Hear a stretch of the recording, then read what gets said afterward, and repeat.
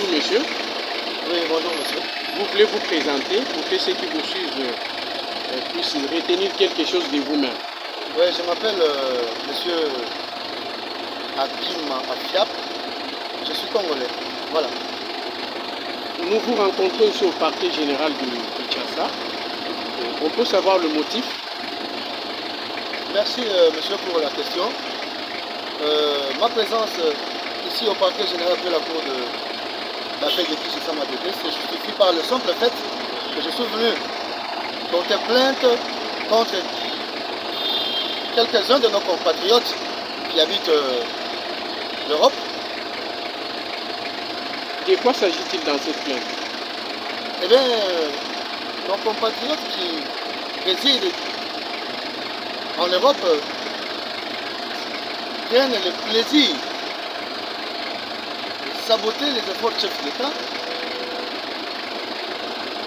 et ils sont très libres à porter,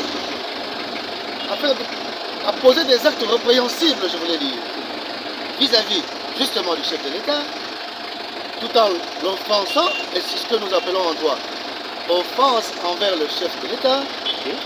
Et ses concitoyens ne s'arrêtent pas là. Ils sont vecteurs de la haine tribale. Et en plus, ils demandent aux compatriotes, à nos compatriotes, je voulais dire, une désobéissance civile. C'est pourquoi nous sommes venus, comme tout le monde est égal devant la loi, nous sommes venus déposer une plainte contre tous ces gens, entre autres M. Pétou et sa bande. Nous sommes donc venus déposer une plainte contre tous ces gens, donc je peux également... Vous pouvez les citer, quelques-uns? Bien sûr que oui, donc en tête, en premier lieu celui. Voilà. Comme vous le savez, ce monsieur a déchiré les drapeaux de notre pays à Bruxelles. Un monsieur qui s'appellerait commandant Esso, non notamment identifié. Monsieur Fabien Swanika, monsieur Noël Kabembo, madame Yuyu Tomos, monsieur Jean-Marc Kawinda, et monsieur Kobe Kipele, Papi Iboula et tant d'autres. Et pourquoi avez-vous choisi ce moment? Nous avons justement choisi ce moment parce que nous sommes pendant une période très difficile de notre pays. Le chef de l'État est en train de fédérer les efforts pour un avenir meilleur pour la République démocratique du Congo. Mais justement, nos compatriotes sont en train de saboter cette vision du chef de l'État en posant des actes répréhensibles, justement, comme je l'ai dit.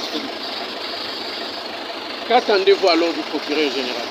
Oui, le procureur général, c'est lui qui met l'action publique en mouvement. Eh bien, nous sommes venus pour que le procureur général instruise ses services pour que l'action publique soit enclenchée justement contre les gens dont je viens de vous citer les noms. Merci beaucoup, monsieur. Merci, c'est moi qui vous remercie.